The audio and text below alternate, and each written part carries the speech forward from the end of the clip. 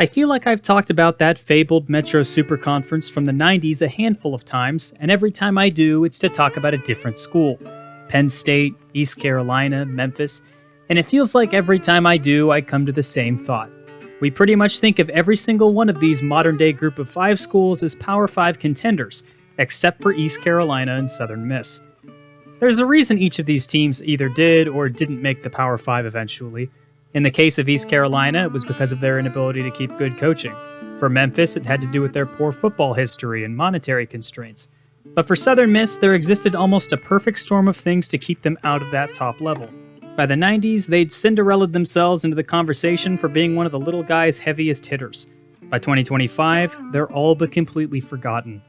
But even in the 90s, when they were considered these giant killers, they stood out like a sore thumb in a conference called the Metro. For example, here's a list of all the cities or metro areas the universities here in the proposed Superconference were located in. Notice anything? It's the third smallest in population out of any of the universities in the metro, and even then there are some caveats. West Virginia is the flagship university of the state, and Rutgers, while located in Piscataway, lays claim to the New York City media market, which is the largest media market in the entire country. It's isolated and small, and really, you could argue that the only thing they brought to the table in 1990 was their recent football success. And they were successful. But take a jump to now. They're nobodies, needing a blood transfusion from a more successful program in Marshall just to stay alive in the Sun Belt. So that raises the question, what happened to Southern Miss, the most tragic program in the South?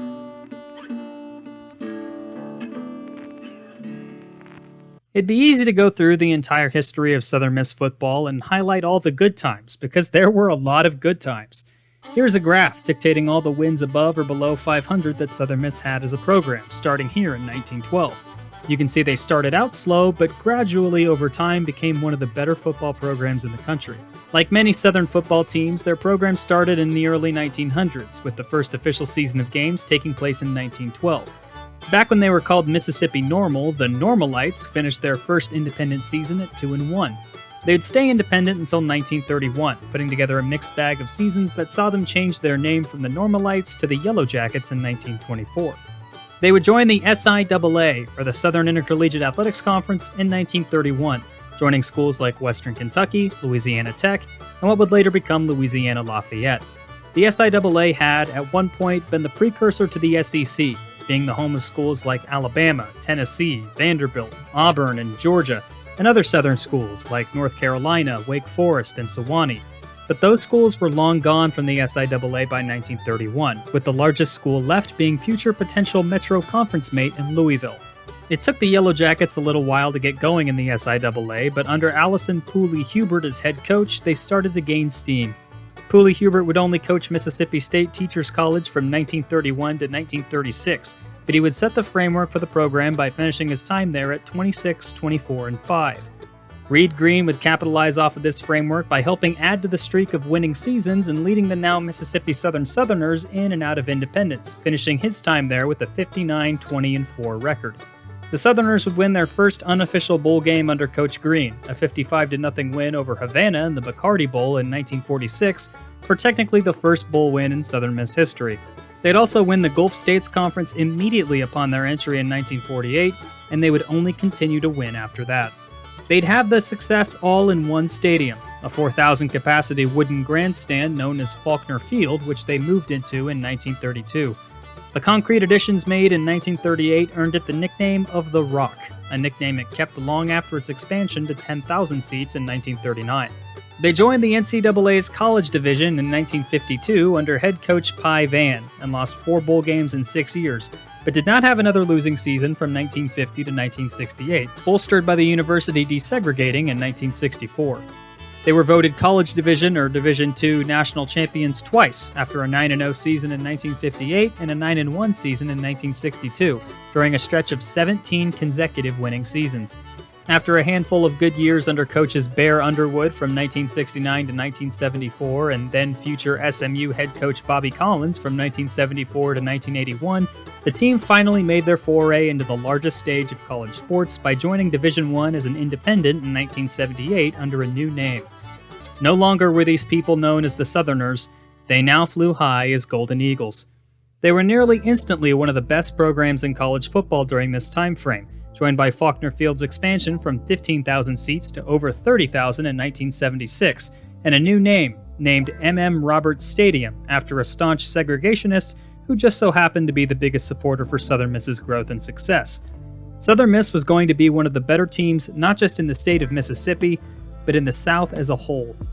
With Bobby Collins out, Jim Carmody stepped into the head coaching role in 1982 and instantly led Southern Miss on a tour of the South. They'd go 37-29 over 6 years under his tutelage with only one losing season and a massive facelift to the football program's presence, not just in the South, but across the country.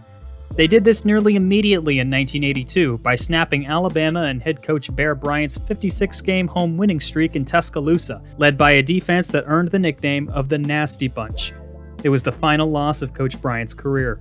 In 1987, though, they found a superhero. Meet Brett Favre. Born in Gulfport and raised in Kiln, Favre was about as Mississippi as they get. Despite a strong arm, Favre played in the wishbone offense under his father at head coach, which had seriously harmed his image in the eyes of college scouts. After an assistant coach watching a high school game saw Favre throw once, Southern Miss offered him a scholarship to play defensive back. He stuck at QB and started his career as the 7th-string QB. But after a flurry of injuries, a freshman Favre ended up as Southern Miss's starting quarterback by Week 3 of the 1987 season. Hungover and definitely out of his element, Favre managed to throw for 2 touchdowns and manufacture a come-from-behind victory over Tulane. Over the next 3 years, he would help lead Southern Miss from unknown scrappy team to one of the scariest teams in the South. Carmody left and was replaced by Curly Hallman at head coach in 1988, who immediately led the Eagles to a 10-2 record and an Independence Bowl win over UTEP. Leading the charge was Brett Favre, who threw for 2,271 yards, 16 touchdowns, and 5 interceptions.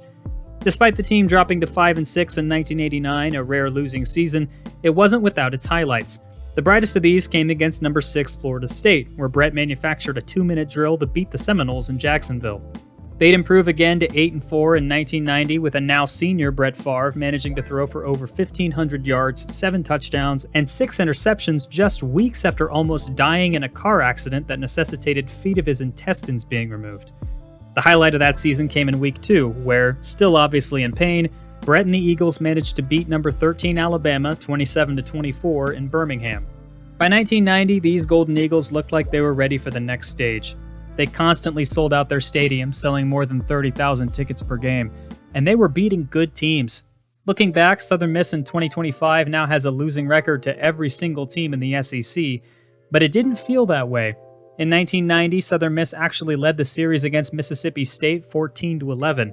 They didn't play the Bulldogs again until 2014, and they haven't won a game in that series since 1988. MSU currently leads 16-14-1. But for a not-so-brief moment, Southern Miss was legitimately better than Mississippi State. And that was pretty standard with most other SEC teams they played. They beat LSU 20-18 in Baton Rouge in 1994, and as of today are just 1-2 against them. They're 6-18 all-time against Ole Miss, but are 5-2 against them since 1977, and the Rebels haven't scheduled them since 1984. It's not just SEC teams they dog-walked in the 80s and 90s. Their all-time record in the Black and Blue Bowl against Memphis is 40-22-1, despite not having been played since 2012, and the game against UL Lafayette is even worse. This is the Southern Miss that the football world knew in 1990.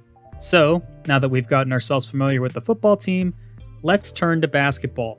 You'd expect a team in the Deep South that's football first to suffer in basketball, but that isn't necessarily true.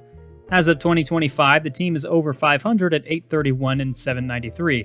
And oddly enough, at around 1990, Southern Miss was at one of its highest points in their history.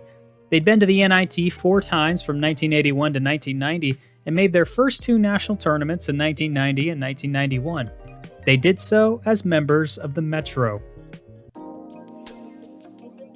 The butterfly effect is a crazy thing. We don't exactly know for sure what would have happened had the Metro Conference been formed in 1990. For one, there probably wouldn't be a standard Big East Conference, meaning that the future of the American is up for grabs. But it also would likely affect all sorts of realignment, especially considering most of its future teams are in power conferences. If they were able to keep their standing and maybe prevent one of Penn State, Florida State, and South Carolina from leaving, maybe we're talking about the Metro in 2025 as the survivor of realignment and not the Big 12 or ACC. And right there in the middle of it would be Southern Miss. Maybe the jump in prestige from the teams they were playing every year boosts them as well.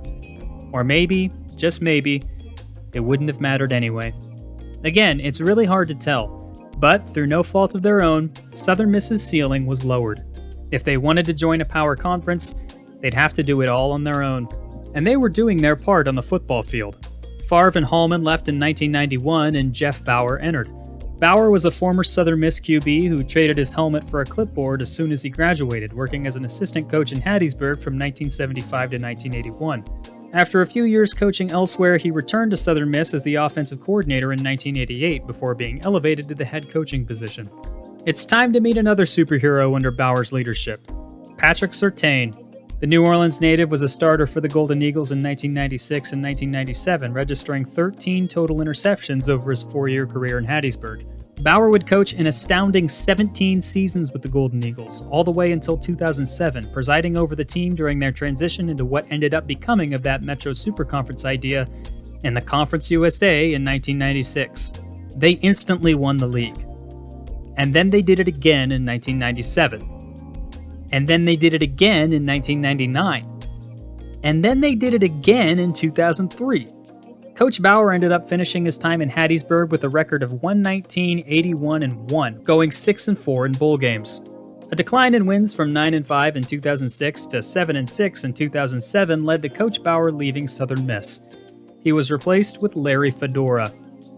In 2007, Larry Fedora was one of the brightest offensive minds in the country.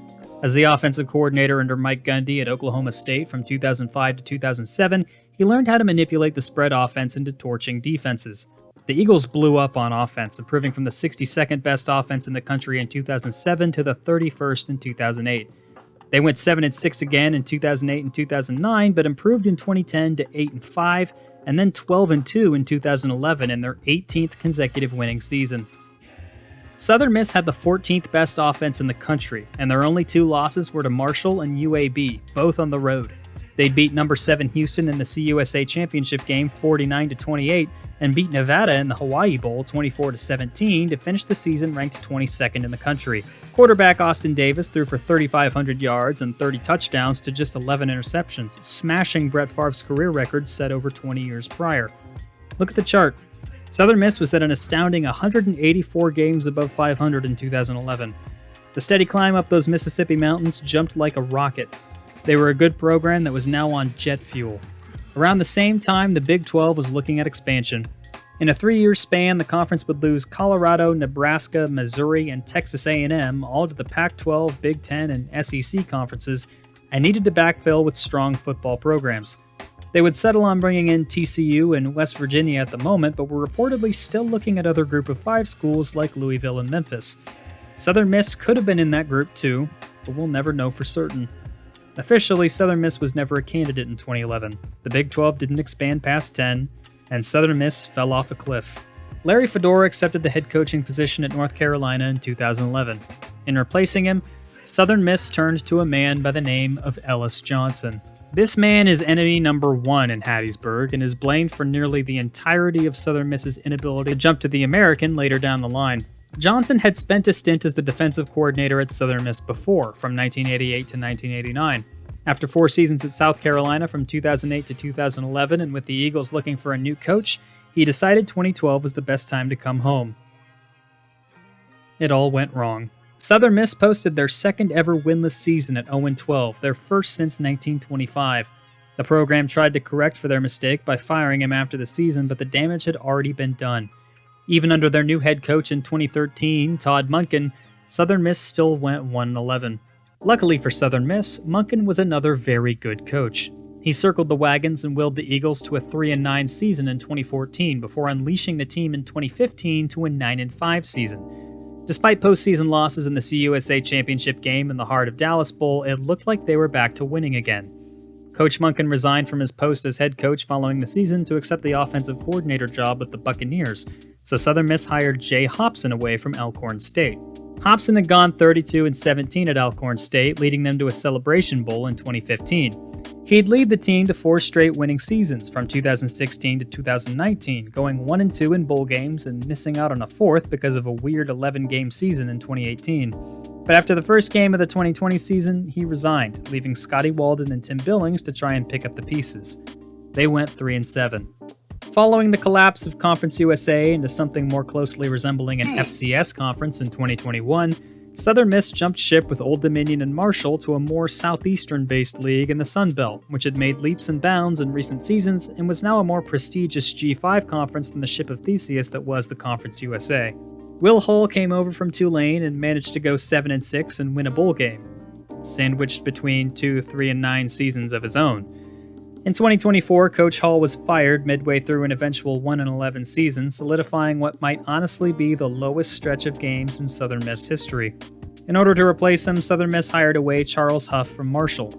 Huff has gone 32-20 with the Thundering Herd and was considered one of the hottest G5 names in the coaching market. Instead of taking a Power 5 job, though, he left Marshall before their Independence Bowl and pretty much took half the team with him. But this is a move made out of desperation. Southern Miss doesn't have much money. They reportedly have just over $28 million in their athletics department budget, which is below Kent State, non-football Wichita State, and FCS Towson. The only Sunbelt school with a smaller athletics budget is UL Monroe. It's impossible to tell how the Charles Huff experiment will go, but for the once proud Southern Miss, it needs to go well. They're in a good position in the Sun Belt, but it's a position that could have been so much higher had things taken a bounce their direction in 1990. Of all the schools in college football today, you could make the argument that none drew a shorter stick than Southern Miss.